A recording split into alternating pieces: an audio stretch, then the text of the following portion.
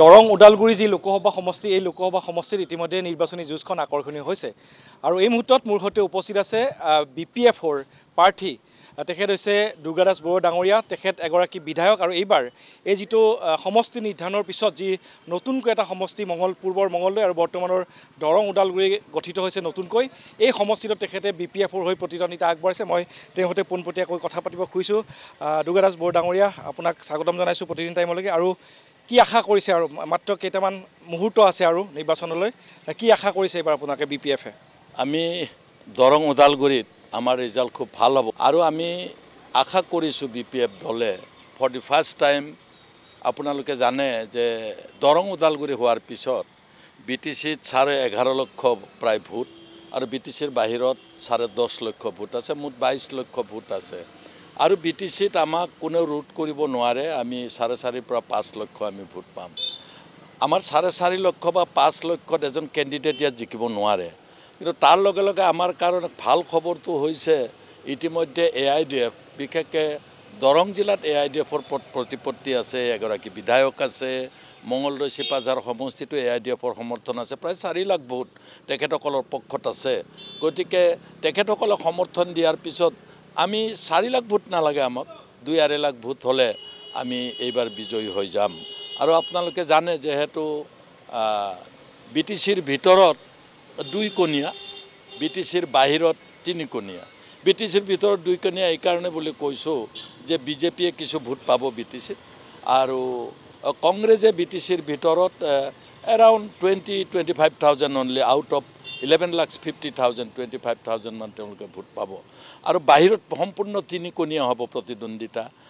বাহিৰতো 10.5 লাখ ভোট আছে তাৰ ভিতৰত সংখ্যালঘু ভোট 5.5 লাখ সংখ্যাগুৰু ভোট 5 লাখ আছে আৰু সেইটোৱে যদি হয় এককভাৱে কোনেও তাত ভোট কেইটা নাপায় ময়ো 50-60 হাজাৰ সংখ্যাগুৰুৰ পাম আৰু সংখ্যালঘুটো মই 3 লাখ আশা কৰিছোঁ মই যদি তাৰে 2.5 লাখ ভোট পাওঁ তেতিয়াহ'লে আমি বিজয়ী হ'ম মানে দুৰ্গাদাস বড়ো ডাঙৰীয়া আপুনি ক'ব খুজিছে যে এইবাৰ যি 11টা সমষ্টি আছে তাৰে ভিতৰত BTAD এলেকাত 6টা আছে আৰু নন BTAD 5টা আছে গতিকে সামগ্ৰিকভাৱে এইবাৰ ধৰ্মীয় সংখ্যালঘু বিশেষকৈ মুছলমান যিসকল ভোটাৰ আছে সেই ভোটাৰসকলে এইবাৰ নিৰ্ণায়ক ভূমিকা ল'ব বুলি আপুনি ক'ব খুজিছে ধৰ্মীয় সংখ্যালঘুসকলে নিৰ্ণায়ক ভূমিকা ল'ব সেইটো নহয় মই যি BTCৰ ভিতৰত 5 লক্ষ ভোট পাম তাতে সংখ্যালঘু নাই 1 লাখ ভোট আছে 11.5 লাখৰ ভিতৰত 1 লাখ ভোটৰতো মই 5 লাখ কৰি দিব নোৱাৰোঁ কেতিয়াও সংখ্যালঘুৱে অকল নিৰ্ণায়ক নহয় ইয়াত সংখ্যালঘু ভোট তুলনামূলকভাৱে বহুত কম 14 লাখ যদি আমি ধৰোঁ হিন্দু তেতিয়াহ'লে তেওঁলোক বহুত কম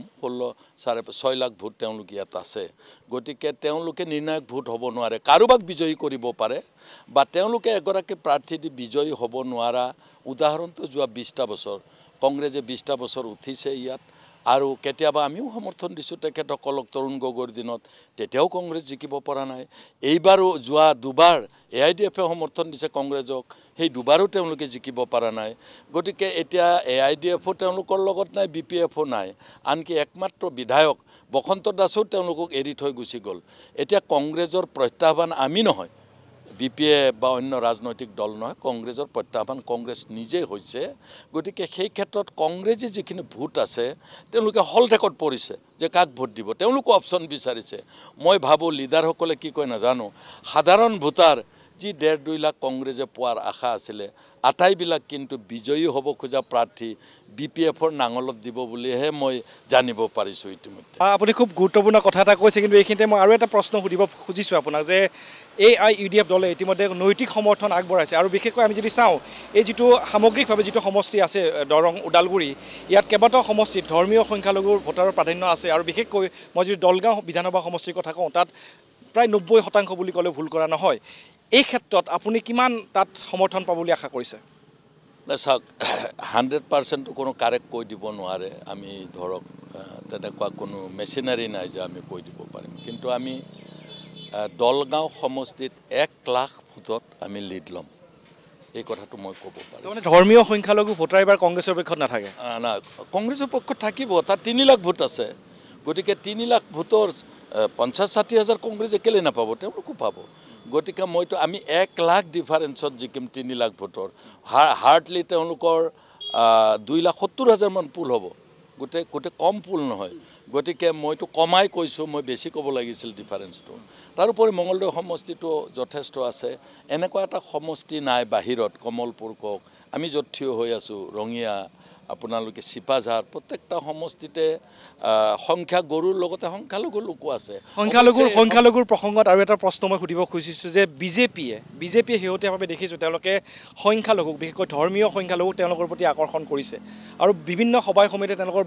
বহু মানুহ সংখ্যালঘু সম্প্ৰদায়ৰ লোক ইতিমধ্যে সভা সমিতিত কৈছে। বিজেপিয়ে পাব নেকি ভোট এই সমষ্টিটোৰ সংখ্যালঘুৰ? মই এইটো